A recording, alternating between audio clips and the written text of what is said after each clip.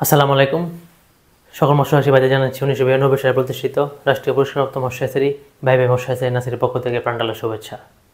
প্রিয় দর্শক, আশা করি আপনারা সকলে ভালো রয়েছেন। আর আপনাদের জন্য আমরা আজকে ভিডিওতে আলোচনা করব কার্প মাছের চাষ পদ্ধতি সম্পর্কে। চাষ পদ্ধতি বলতে আমি আসলে ওই পদ্ধতি বোঝাচ্ছি যেটা হচ্ছে কি আপনি খুব কম সময়ে কীভাবে মাছটি উৎপাদন করবেন এবং লাভবান হবেন, এবং এই মাছ চাষ করতে গেলে কী কী বিষয়বস্তু আপনার মাথায় থাকতে হবে। যদি এই বিষয়বস্তুগুলো আপনি সঠিকভাবে মেনটেন করে চাষ করতে পারেন তাহলে আশা করি আপনারা অবশ্যই লাভবান হবেন। আর যদি যে বিষয়বস্তুগুলো আমরা আলোচনা করব যদি কোনো কারণে কোনো বিষয়বস্তুতে গরমিল হয় সেক্ষেত্রে কিন্তু আপনার লসের সম্ভাবনা থাকবে বেশি। দর্শক, আমরা জানি যে বাংলাদেশে কার্প মাছের চাহিদা রয়েছে ব্যাপক। বাংলাদেশে এমন কোনো জেলা নেই যে সব জেলায় বা যে কোনো মাছের বাজারে কার্প মাছ বিক্রি করা যায় এবং খুব ভালো দামে বিক্রি করা যায়, যার ফলে বাংলাদেশে কার্প মাছ উৎপাদনশীল ব্যাপক রয়েছে। দর্শক, কার্প মাছ উৎপাদন করতে গেলে আপনাকে যে বিষয়গুলো মাথায় রাখতে হবে সেটি প্রথমে হচ্ছে আপনাকে মজুদ ঘনত্ব। যে কোনো মাছ চাষের ক্ষেত্রে কিন্তু আপনাকে সুন্দরভাবে এই ব্যাপারটি মাথায় রাখতে হবে যে আপনার মজুদ ঘনত্বর উপর আসলে মাছ চাষের ব্যাপারটা নির্ভর করে। যদি আপনার মজুদ ঘনত্ব বেড়ে যায় সেক্ষেত্রে কিন্তু মাছের উৎপাদনশীলতা হ্রাস পেতে পারে, তাই আপনাকে অবশ্যই মজুদ ঘনত্ব ঠিক রাখতে হবে। দেখেন, আমরা স্বাভাবিকভাবে যদি কার্প মাছ চাষ করি সেক্ষেত্রে আমরা প্রতি শতাংশে আমরা 40 থেকে 45 কেজি মাছ উৎপাদন করতে পারি। সর্বোচ্চ হলে যদি আমরা নর্মালি কোনো এক্সট্রা কিছু না দিয়ে যদি আমরা স্বাভাবিকভাবে মাছ উৎপাদন করি সেক্ষেত্রে সর্বোচ্চ 50 কেজি মাছ উৎপাদন করতে পারি। তবে সেটাও খুব ডিফিকাল্ট হয়ে যায় অনেক মৎস্যচাষীর ক্ষেত্রে। নর্মালি আমরা 40 থেকে 45 কেজি মাছ উৎপাদন করতে পারি। ওই 40 থেকে 45 কেজি মাছ উৎপাদনের জন্য আপনাকে অবশ্যই ওইটা নির্ধারণ করে আপনাকে মজুদ ঘনত্ব নির্ধারণ করতে হবে। যদি আপনি প্রত্যেকটি মাছ 1 কেজি 1.5 কেজি করতে চান সেক্ষেত্রে আপনি প্রতি শতাংশে 30 থেকে 35 পিস মাছ দিতে পারেন। এটা কিন্তু আপনাকে অবশ্যই লক্ষ্য রাখতে হবে। 30 থেকে 35 পিস মাছের যে দেওয়ার ব্যাপারটি যদি এক্ষেত্রে এটা যদি বেশি হয়ে যায় মজুদ ঘনত্ব সেক্ষেত্রে কিন্তু আপনার উৎপাদন হ্রাস পাবে বা পুকুরে আরও বিভিন্ন সমস্যা সৃষ্টি হবে। আর তাই আপনাকে অবশ্যই পরিমাণ অনুযায়ী মাছ দিতে হবে। অনেকেই মৎস্যচাষীর বাইরে কী করে থাকে যে আসলে মাছের ওজন দিয়ে 30 কেজি 40 কেজি মাছ ওজন দিয়ে মাছ দিয়ে দিল, আসলে ব্যাপারটা এমন না। 30 কেজি মাছ আপনি উৎপাদন করতে গেলে ধরেন আপনার মাছ তো এক এক সাইজ এক এক রকম থাকে, সেক্ষেত্রে আপনাকে মাছের পরিমাণ নির্ধারণ করে তারপর আপনার মাছের মজুদ দিতে হবে। আর দ্বিতীয় যে কারণ সেটি হচ্ছে গিয়ে স্তর পেতে মাছ। আমরা জানি যে কার্প মাছ সাধারণত পুকুরে স্তর পেতে মাছ চাষ করে থাকে প্রত্যেক মৎস্যচাষী বাইরে। আমরা জানি যে পুকুরের 3টি স্তর থাকে, নিচু স্তর, মধ্যম স্তর, উপরি স্তর। উপরি স্তরে কী কী মাছ থাকে? উপরি স্তরে থাকে সাধারণত সিলভার, ব্রিগেড, কাতল। আর মধ্যম স্তরে থাকে রুই জাতীয় মাছ, রুই, পুঁটি। এই মাছগুলো সাধারণত মধ্যম স্তরে থাকে। আর ঘাস কার্প সাধারণত পুকুরের পার্শ্ববর্তী এলাকা দিয়ে থাকে। আর নিচু স্তরে থাকে হচ্ছে মৃগেল জাতীয় মাছ, মৃগেল, কালীবাউস, গৈন্যা, কার্ফু, এই জাতীয় মাছ। এই ক্ষেত্রে কিন্তু আপনাকে প্রত্যেকটি স্তর বেঁধে আপনাকে মাছ দিতে হবে, যাতে কোনো স্তরে মাছ বেশি হয়ে যায় বা কোনো স্তরে মাছ কম হয়ে যায় সেক্ষেত্রে কিন্তু যে স্তরে মাছটা বেশি হবে সেই স্তরে খাদ্যের ঘাটতি দেখা দিতে পারে। আর যখন খাদ্য ঘাটতি দেখা যাবে তখন কিন্তু নিচু স্তরে মাছ অন্য স্তরে গিয়ে ডিস্টার্ব করবে, যার ফলে সেই মাছের উৎপাদনশীল কমে যেতে পারে। তাই আপনাকে স্তর বেঁধে মাছ দিতে হবে। সাপোজ যদি আপনি উপরের স্তরে মাছ দেন সেক্ষেত্রে যদি আপনি কাতলার পরিমাণ বেশি দেন সেক্ষেত্রে কিন্তু ব্রিগেড দেওয়া যাবে না। সিলভার দিতে পারেন, সিলভারের সাথে কাতলা দিতে পারেন। যদি কাতলা বেশি দেন তার কিন্তু ব্রিগেড দেওয়া যাবে না, কারণ আমরা জানি যে সিলভার থাকে একদম উপরের স্তরে আর সিলভারের নিচে থাকে কাতলা আর হচ্ছে ওই ব্রিগেড। এই ক্ষেত্রে কিন্তু আপনার উৎপাদনশীলতা হ্রাস পেতে পারে। এভাবে আপনাকে প্রত্যেকটি স্তরে সমান সংখ্যক মাছ দিয়ে আপনারা মাছ উৎপাদন করতে পারেন। আর কার্প মাছের ক্ষেত্রে কিন্তু আপনার যে বিষয়টি মাথায় রাখতে হবে সেটি হচ্ছে কি আপনাকে অবশ্যই প্রত্যেকটি স্তরে প্রাকৃতিক খাদ্যের মজুদ রাখতে হবে। আমরা জানি যে কার্প মাছের ক্ষেত্রে কী সমস্যা হয়। কার্প মাছের ক্ষেত্রে যদি আমরা স্তর বেঁধে মাছটা ঠিকভাবে না দিতে পারি বা কোনো স্তরে যদি মাছের ঘাটতি হতে পারে, খাদ্যের ঘাটতি হয়, সেক্ষেত্রে কিন্তু এক স্তরে মাছ অন্য স্তরে গিয়ে ডিস্টার্ব করবে, যার ফলে হচ্ছে গিয়ে উভয় স্তরেরই মাছের উৎপাদনশীলতা হ্রাস পাবে। তাই আপনাকে অবশ্যই স্তর বেঁধে মাছ দিতে হবে এবং প্রাকৃতিক খাদ্যের যোগান দিতে হবে। দেখেন, আমরা জানি যে কার্প মাছের FCR 1800 থেকে 2000 গ্রাম। এক্ষেত্রে যে সমস্যাটা হয় যদি আপনারা এটা কিন্তু আপনাকে অবশ্যই 24% প্রোটিন সমৃদ্ধ খাবার দিতে হবে। যদি আপনি 24% প্রোটিন সমৃদ্ধ খাবার দেন সেক্ষেত্রে 1800 থেকে 2000 হচ্ছে আপনাদের FCR থাকবে। আর তারপর যদি আপনারা প্রোটিনের মান কমে আসে, অনেক ক্ষেত্রে কিন্তু অনেক মৎস্যচাষী বাইরে প্রোটিনের মান কমে কম দামি খাবার দিয়ে কার্প মাছ উৎপাদন করতে চান, সেক্ষেত্রে FCR 2000+ অনেক সময় 2200 থেকে 2400 হয়ে যায়। 2400 গ্রাম খাবার খাওয়া যদি আপনি 1 কেজি মাছ উৎপাদন করেন তাহলে কিন্তু আপনি লাভের সম্ভাবনা খুবই কম থাকবে। আর কার্প মাছের ক্ষেত্রে আপনাকে অবশ্যই পুকুরে প্রাকৃতিক খাদ্য মজুত করতে হবে। প্রিয় কার্প মাছের ক্ষেত্রে যদি আপনি 3/1 ভাগ প্রাকৃতিক খাদ্যের যোগান দিতে পারেন, সেক্ষেত্রে কিন্তু আপনার খাদ্যের উপর চাপটা কমবে। আর খাদ্যের উপর চাপ কমলে আপনার উৎপাদন খরচ কমে যাবে, আপনার লাভবানের সুযোগ থাকবে বেশি। তাই আমরা সবসময় বলে থাকি কার্প মাছের ক্ষেত্রে আপনাকে অবশ্যই পুকুরে প্রাকৃতিক খাদ্য যোগান দিতে হবে, প্রত্যেকটি স্তরে প্রাকৃতিক খাদ্য দিতে হবে। আর পুকুরে প্রাকৃতিক খাদ্য উৎপাদনের জন্য বিভিন্ন জৈব সার এবং অজৈব সার প্রয়োগের মাধ্যমে আপনারা পুকুরে প্রাকৃতিক খাদ্য উৎপাদন করতে পারেন। আর সবচেয়ে সহজ যে নিয়ম সেটা হচ্ছে কি, আপনার যদি পুকুরে প্রাকৃতিক খাদ্য উৎপাদন করতে চান, যদি আপনি কোনো ঝামেলা নিতে না চান, সেক্ষেত্রে আপনার যে খাবার প্রয়োগ করছেন প্রতিদিন যদি আপনার 2 কেজি খাবার প্রয়োগ করেন, সেক্ষেত্রে আপনি 3%, 4%, 5% খাবার বেশি দিলে পুকুরে প্রাকৃতিক খাদ্য উৎপাদন হয়ে যেতে পারে। আর এই জন্য আপনাকে পুকুরের পানি সবসময় সবুজ রাখতে হবে। হ্যাঁ, যদি পুকুরের পানি সবসময় সবুজ থাকে তাহলে পুকুরে অটোমেটিক খাদ্য উৎপাদন হবে। আর পুকুরের পানি যেন কোনোভাবে গুলাত্ম সৃষ্টি না হয়। যদি গুলাত্ম সৃষ্টি হয়, সেক্ষেত্রে কিন্তু আপনার পুকুরে কোনোভাবে প্রাকৃতিক খাদ্য উৎপাদন হবে না, যার ফলে আপনার উৎপাদন খরচ বেড়ে যাবে, আপনি খুব একটা লাভের সম্মুখীন হতে পারবেন না। তার জন্য আপনাকে অবশ্যই প্রাকৃতিক খাদ্য যোগান দিতে হবে। আর 3 নম্বর হচ্ছে মাসিক পরিচর্যা। কৃষক কার্প মাছ বলেন, আপনি যে কোনো মাছই বলেন না কেন, আপনাকে মাছ উৎপাদন করতে গেলে আপনাকে অবশ্যই মাসিক পরিচর্যা করতে হবে।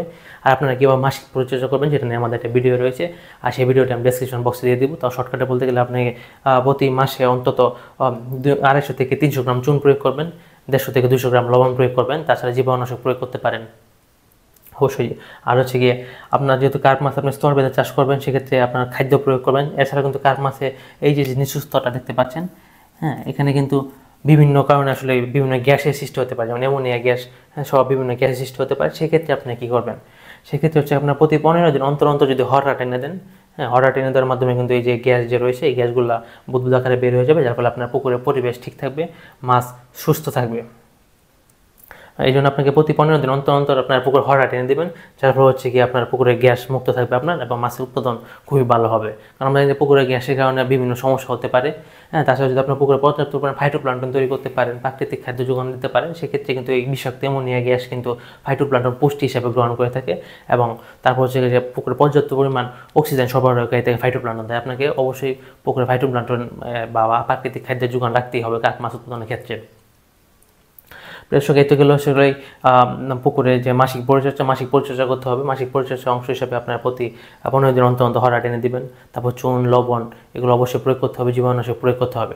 তাছাড়া আমরা সবসময় বলে থাকি যে বিশেষ করে সমস্যা হয় কোন পুকুরে, যে আমরা সবসময় বলে থাকি যে মাছ ছাড়ার পূর্বে পুকুরটা সংস্কার করার জন্য অনেক মৎস্যবাসী বাইরে কিন্তু পুকুর সংস্কার ঠিকভাবে করেন না, যার ক্ষেত্রে হচ্ছে পুকুরে কালো মাটি জমা থাকে, সেখানে মাছ দিয়ে দেন, যার ফলে হচ্ছে এই সমস্যা মানে গ্যাসের যে সমস্যা বা বিভিন্ন রোগাক্রান্ত হওয়ার সম্ভাবনা থাকে। তাই আপনাকে অবশ্যই মাছ চাষের পূর্বে পুকুরটা ভালো করে সংস্কার করতে হবে। এখন প্রিয় দর্শক, কথা আসে যে আপনি মানে কি মাছ সংগ্রহ করবেন, মানে কি সাইজের মাছ সংগ্রহ করবেন। মাছের সাইজ দেখেন, কার্প মাছের চাষের সময়কাল সাধারণত আমরা বলে থাকি যে 10 থেকে 12 মাস। আপনি যদি 0 থেকে শুরু করেন, হ্যাঁ, সেক্ষেত্রে 10 থেকে 12 মাস আপনাকে চাষ করতে হবে, তাহলে প্রত্যেকটি মাছের ওজন 1.5 কেজি, 2 কেজি বা 1 কেজি হতে পারে যদি আপনি রেণু থেকে শুরু করেন। আর যদি আপনি মানে 200 থেকে 250 গ্রাম, 250 গ্রামের পোনা দেন, 250 গ্রাম বা 500 গ্রাম এই সাইজে যদি মাছে পোনা দেন, সেক্ষেত্রে কিন্তু আপনি 6 মাসেই বা 7 মাসেই আপনার পুকুরে বা এই মাছটি বাজারজাত করতে পারবেন। এই 6 মাস 7 মাসে প্রত্যেকটি মাছের ওজন এভারেজ আপনি 1.5 থেকে 2 কেজি বা 2 কেজি প্লাস হয়ে যাবে। এবার কথা হচ্ছে যে আপনি মানে এই যে বড় সাইজের মাছ, এই বড় সাইজের মাছের গুণাগুণের মান কেমন সেটা নিয়ে অনেকেই সংশয় থাকেন। মানে এই জন্য বা এই 250 গ্রাম ওজনের মাছ বা 500 গ্রাম ওজনের মাছ কিনতে গেলে একটা মোটামুটি একটা টাকারও প্রয়োজন লাগে। সেক্ষেত্রে কিন্তু অনেক মৎস্যবাসী ভাইদের সেই টাকার জোগান নাও থাকতে পারে। সেক্ষেত্রে তারা কী করে, অনেক মৎস্যবাসী ভাইরা রেণু সংগ্রহ করে থাকে, রেণু সংগ্রহ করে রেণু থেকে বাচ্চা ফুটিয়ে তারপর মাছ উৎপাদন করে থাকে। এখন বাংলাদেশের প্রেক্ষাপটে আসলে রেণুর যে সমস্যাটা রয়েছে, বাংলাদেশের প্রেক্ষাপটে আসলে এত পরিমাণ মানে নদীর, হালদা নদী বা যে কোনো নদীর পোনা পাওয়া যাচ্ছে, বা বিভিন্ন পণ্য দালাল এবং প্রতারক শ্রেণীরা নদীর পোনা করে বিক্রি করছে, এটা কিন্তু আসলে খুব হতাশাজনক। আসলে বাংলাদেশে যদি প্রাকৃতিকভাবে এত পরিমাণ রেণু উৎপাদন হতো, তাহলে তো আসলে হ্যাচারি বা কৃত্রিমভাবে রেণু উৎপাদনের প্রয়োজন ছিল না। এক্ষেত্রে অবশ্যই আপনারা এই ব্যাপারটা আপনারা মাথায় নেবেন, মাথায় নিয়ে আপনারা ভালোভাবে দেখে তারপর আপনারা যদি কেউ নদীর পোনা বলে, সেক্ষেত্রে আপনারা অবশ্যই এটা যাচাই বাছাই করে তারপর কিনবেন। কারণ আমরা জানি যে আমরা যে নর্মালি যে হ্যাচারিতে কৃত্রিমভাবে উৎপাদন করে থাকি, আমরা প্রতি কেজি রেণু 4,500 থেকে 5,000 টাকা কেজিতে বিক্রি করে থাকি। সেক্ষেত্রে যে আমরা প্রত্যেক কেজি রেণু থেকে কিন্তু আপনাকে মোটামুটি 1.5 লাখ, 1,80,000 বা 2 লাখ অব্দি মাছ হয়ে থাকে যদি আপনারা সঠিকভাবে সেটা মানে চাষ করতে পারেন। সেক্ষেত্রে হচ্ছে গিয়ে বর্তমান সময়ে যে বিভিন্ন হালদা নদী বা বিভিন্ন নদীর নামে বিক্রি হচ্ছে, সেগুলোতে আমার কিছুটা সন্ধান রয়েছে। এই ক্ষেত্রে আমি এক চাষি ভাইয়ের সাথে কথা বলেছি, মানে আমাদের কাছ থেকে মাছ নিত, সে আসলে ব্যাপারটা আমাকে বলেছে। আসলে এত পরিমাণ মাছ তো কোনোভাবে সংগ্রহ করা সম্ভব না। যদি এত পরিমাণ মাছ সংগ্রহ করা যায় তাতে কৃত্রিমভাবে আসলে মাছ উৎপাদনের দরকার হইতো না। তাই আপনাকে অবশ্যই ওই মানে নদী রেণুর ক্ষেত্রে আপনারা অবশ্যই মানে দেখে শুনে নেবেন।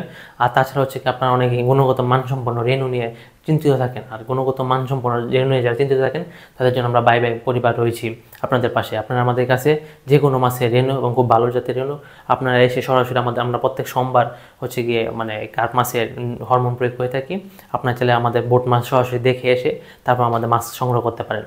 আর আমরা সারা বাংলাদেশে রেণু এবং পোনা ডেলিভারি দিয়ে থাকি, চাইলে আপনারা রেণু এবং পোনা ডেলিভারি আমাদের কাছ থেকে নিতে পারেন। 92 সাল থেকে মাছের ব্যবসার সাথে জড়িত এবং মাছের উৎপাদন এবং বিক্রি করে থাকি। তাই আপনারা চোখ বন্ধ করে আমাদের কাছে নিতে পারেন। আমরা সারা বাংলাদেশে মাছের ডেলিভারি দিয়ে থাকি। আর আপনাকে অবশ্যই এই মাছ চাষ করতে গেলে ভালো জাতের মানে পোনা সংগ্রহ করতে হবে, ভালো জাতের রেণু সংগ্রহ করতে হবে। যদি আমরা রেণু সংগ্রহ করতে চাষ করতে চান সেক্ষেত্রে ভালো জাতের রেণু সংগ্রহ করতে হবে, আর নাহলে ভালো জাতের পোনা সংগ্রহ করতে হবে। হ্যাঁ, যদি আপনি 250 থেকে 500 গ্রামে মাছটা সংগ্রহ করেন, সেক্ষেত্রে যদি মাছের গ্রোথ খারাপ থাকে, মাছের জাত ভালো না থাকে, সেক্ষেত্রে কিন্তু আপনার মাছের উৎপাদন হার কিছু সময় গেলেই কমে যাবে। আর অনেকে হচ্ছে গিয়ে যারা হচ্ছে কি রেণু থেকে মানে এই সাইজটা বিক্রি করে আপনার কাছে বিক্রি করবে 500 গ্রাম, তারা হচ্ছে অনেকে সম্পূর্ণ খাবারের পরিবর্তে তারা হচ্ছে পোলট্রির যে এটা আছে বেসটা, ওইগুলো লেয়ার বলি আমরা, ওইগুলো প্রয়োগ করে তারা হচ্ছে মাছ উৎপাদন করে থাকে। এই মাছগুলো সংগ্রহ যদি করেন সেক্ষেত্রে কিন্তু এই মাছের উৎপাদন হার হ্রাস পাবে, কিছুটা সময় পরে মাছ বড় হবে না। মাছের আপনার পুকুর নেওয়ার পর মাছ মরক দেখা দিতে পারে। তার জন্য আমি বলবো যে আপনি যদি পুকুর থাকে পর্যাপ্ত পরিমাণ বা রেণু চাষে অভিজ্ঞতা থাকে, সেক্ষেত্রে আপনি রেণু সংগ্রহ করে তারপর আপনি মাছ সংগ্রহ দিতে পারেন। আর যদি আপনি কোনো বিশ্বস্ত কেউ থাকে যে তার কাছ থেকে হচ্ছে চাইলে আপনি এই 250 থেকে 500 গ্রাম ওজনের মাছ দিয়ে আপনি শর্ট সময়ে চাষ করতে পারেন। আর যদি ওইভাবে না থাকে সেক্ষেত্রে আমি বলবো যে আপনি রেণু সংগ্রহ করে রেণু থেকে পুনঃ উৎপাদন করে তারপর হচ্ছে আপনি মাছ চাষে যান। সেক্ষেত্রে আপনার লাভের সম্ভাবনা বেশি থাকবে। ধরেন আপনি 1 কেজি মাছে যদি আপনার 1-1.5 লাখ মাছ উৎপাদন হয়, সেক্ষেত্রে তো আপনার 1.5 লাখ মাছের প্রয়োজন নেই। সেক্ষেত্রে আপনি 1 লাখ মাছ বিক্রি করে দেবেন বা 50,000 মাছ আপনি পুকুরে কালচারের জন্য বা আপনার যতটুকু দরকার, হ্যাঁ, ততটুকু মাছ আপনি পুকুরে আপনার জন্য রেখে দেবেন, বাকি মাছগুলো বিক্রি করে দেবেন। আর মোটামুটি এই কার্প মাছ আপনি যে কোনো জায়গায় যে কোনো সময় ভালো দামে বিক্রি করতে পারবেন, সেটা পোনা হোক রেণু হোক। তাই আপনি চাইলে রেণু চাষের মাধ্যমে কার্প মাছ চাষ করতে পারেন। দেখেন ভালো জাত না হলে কিন্তু আপনি কার্প মাছের লসের সম্মুখীন হবেন। আর চতুর্থ হচ্ছে কি আপনাকে যে খাবারের যে ব্যাপারটি, খাবার নিয়ে আমি ইতিপূর্বে কথা বলেছি। খাবারে অবশ্যই আপনাকে 24% প্রোটিন সমৃদ্ধ খাবার দিতে হবে, 24% প্রোটিন সমৃদ্ধ খাবার দিতে হবে। এবং খাবারের যে ব্যাপারটি, চাইলে আপনারা লুজ খাবার দিতে পারেন, চাইলে হাতে বানানো খাবার দিতে পারেন, চাইলে বাজারে যে খাবার রেডি ফিট আছে ওই রেডি ফিটও দিতে পারেন। তবে আমি একটা কথা বলেছি যে স্তরভেদে মাছ চাষের ক্ষেত্রে আমি আসলে কথাটা বলে দিয়েছি যে আপনি কার্প মাছ চাষ করতে গেলে এই 24% প্রোটিনের পাশাপাশি আপনাকে পুকুরে প্রাকৃতিক খাদ্য যোগান দিতে হবে। যদি আপনি পুকুরে প্রাকৃতিক খাদ্যের যথাযথ যোগান দিতে পারেন, তাহলে আপনি 24% প্রোটিন সমৃদ্ধ খাবার প্রয়োগের মাধ্যমে আপনি মাছ চাষ খুব সুন্দরভাবে করতে পারেন। সেটা FCR, আমাদের অনেক চাষি বাইরে রয়েছে যে তাদের FCR 1500 থেকে 1600 গ্রাম FCR রয়েছে কার্প মাছের, কারণ তারা পুকুরে পর্যাপ্ত পরিমাণে প্রাকৃতিক খাদ্য যোগান দিয়েছে। তার পাশাপাশি খাবার হাতে বানানো খাবার দিতে পারেন, লুজ খাবার দিতে পারেন। যে বিশেষ করে উপরের স্তরের মাছগুলো কিন্তু লুজ খাবার খেতে খুবই পছন্দ করে। হ্যাঁ, আপনি চাইলে হাতে বানানো খাবার দিতে পারেন, লুজ খাবার দিতে পারেন। আসলে বর্তমান সময়ে একটা সময় ছিল যে সিলভার কাপ, ফাইটোপ্লাঙ্কটন ছাড়া কিছু খেত না, কাতলা, জোপ্লাঙ্কটন ছাড়া কিছু খেত না। কিন্তু বর্তমান সময়ে কিন্তু আসলে সব ধরনের খাবার এই মাছগুলো খাবার খেয়ে থাকে।